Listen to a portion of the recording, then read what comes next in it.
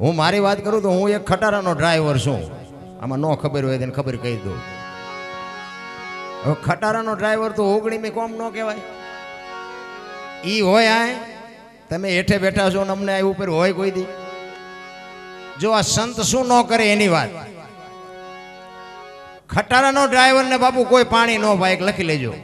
અને હિન્દુસ્તાન આખું રખડી આવ્યો છું, ક્યાંય આપણું એક રાજ્ય જોયા વગરનું બાકી નથી.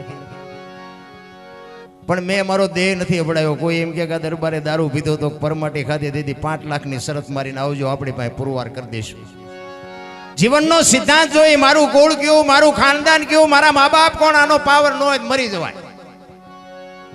આ વજન છે ને એનો જ છે. ધરતીને વજન, આ ધરતી જે હલે છે ને વજન એનો જ લાગે છે. બાકી તો અત્યારે બુદ્ધિશાળીનો જ્યાંય પાર જ નથી, કોઈ બોલવા જ નથી દેતું. આખી દુનિયામાં જ્યાં જાઓ અહીંયા બધા બાયું ચડાવે છે. હું દરબાર ને, હું પટાલ ને, હું કોળી ને, હું ભરવા ને, બધા હોની નાચ ચાલીને બેઠા છે. ને કે હું તો એક જ વાત કરું કે 18 વણમાંથી એક ને બોલાવો ને હોળીમાં બેહારો ને હોળી દરિયામાં વહેતી કરો ને ખીલી જાય એટલું ફાંકું પાડો. પાણી કાઢવાની મહેનત બધા હરકી જ કરે. શું કામ? બુડે છે. હવે બુડે પછી એક થવું તે પહેલા થાવ ને પછી દરબાર હોય તો એમ નો કાઢો ને મરશું. દરબારે લાગી જાય. એકતાની જરૂર છે મારા રામ સંતો. આપણો એક કચ્છ કાઠિયાવાડ સૌરાષ્ટ્રની ધરતી તમે જોવો, 10 કિલોમીટર હાલો આ લ્યો આપણે હુંવાડ્યું નથી. હમણાં બાપુએ વાત કરી, કળિયુગની વાત કરી.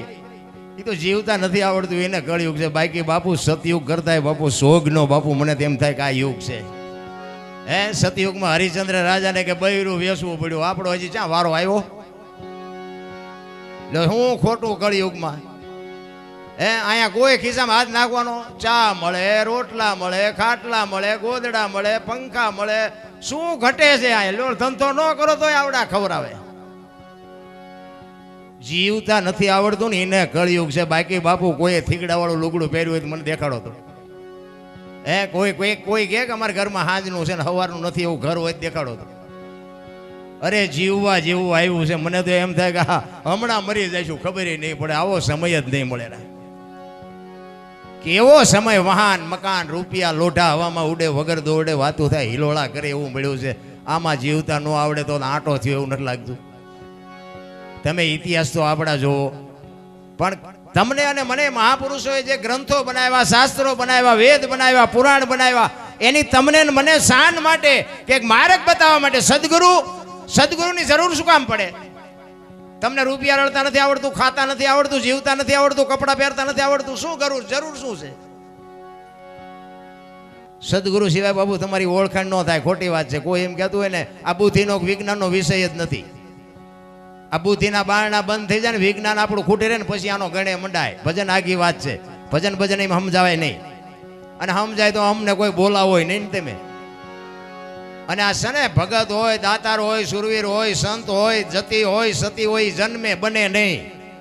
અને બનતા હોત ને તો બધાએ બનાવી દે કે રોજ મારો છોકરો જઈ પ્રોગ્રામમાં જઈને 2 લાખ લઈ આવે. એમ નથી. એક કપાતર હોય ને ગામમાં, એક કપાતર એ જન્મથી જ હોય નથી. ઘણા કહેતા હારો હતો બગડી ગયો. આ બગડેલો જ હતો, તમે ઓળખવા મોડું કર્યું. બગડેલા હોય બગડેલા જ હોય. મહાપુરુષો તમને મને શાન કરે. રામાયણ, ગીતા, ભાગવત તમારી ને મારી આમે આવા જો ગ્રંથો પડ્યા હોય, તમને મને આ જો રામાયણ છે ને મહાભારત છે, રામાયણ મહાભારત 2 મહાપુરુષોએ બનાવ્યા. પણ એ તમને મને એક માર્ગ બતાવવા માટેના ગ્રંથો છે. દીકરા કેવા હોય, ભાઈઓ કેવા હોય, મા બાપ કેવા હોય, દીકરી કેવી હોય કે જોવું હોય તો રામાયણમાં જોવો. અને રળેલું ન ખાવું હોય મહાભારતમાં જોવો. લ્યો બધા ઠેકીને એવું જ કરે કે નથી કરતા? અત્યારે નથી દેવું જ કરે ને. કૃષ્ણ પરમાત્માએ દુર્યોધનને આજ કીધું હતું કે 5 ગામ આપો, હસ્તિનાપુરની ગાદી તમે લઈ લ્યો, પણ આ 5 ભાઈ છે ખાવું શું? એ કે હોના નાકાને એણી જેટલું નથી દેવું. એ કે બાજવું પડશે, એ કે બાજવું છે. હવે કૃષ્ણ પરમાત્મા ભલામણા ગાંડો હોય છે. એવી મહાપુરુષ ભીષ્મ જેવાની હાજરી હોય અને યુદ્ધ ન રોકી શકે તો આપણા છોકરા કદાચ માથા પાડી દે એમાં શું ફેર પડે? આપણે સીના આપણા છોકરા હારે. સમય જ સમયનું કામ કરે છે. મારીને તમારી કોઈ તાકાત નથી. કોઈ એમ કહેતું હોય કે અમે બળવાન છીએ, ના, ખોટી વાત છે. સમય તમારા કરતાંય બળવાન છે.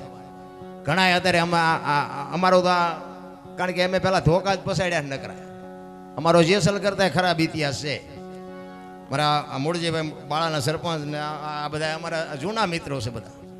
આ બધા અમારી ડિટેલ જાણે છે. એ તો એ સારું છે, મૂંગા રહે છે, નકર એ બધાને ખબર છે કે હો ઉંદર મારીને મીની બેઠી પાઠ. પણ બાપુ વળાંક મારી જવાય, સમય આવે ને વળાંક મારી જવાય.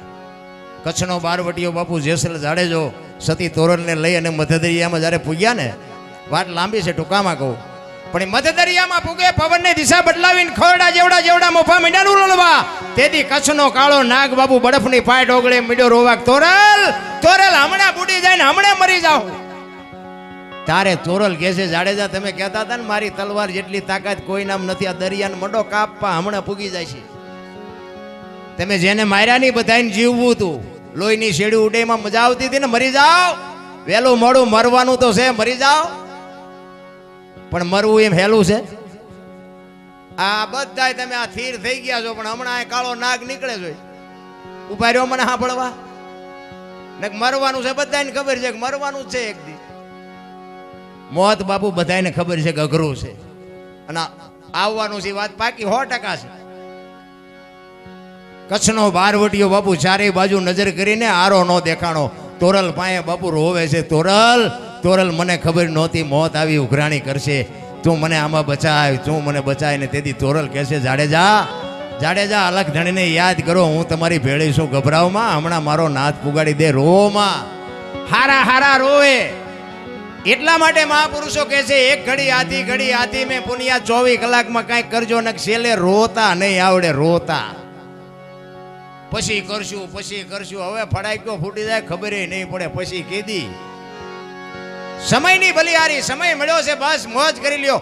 ગંગા સતીની વાણી કહે છે 21,600 શ્વાસા બાપુ આ બોલે બીજો નહીં, પરમેશ્વર છે પોતે, અકલ મઠા અવળા મથે બહાર જઈને ગોતે. ક્યાં જઈને ગોતવાનો?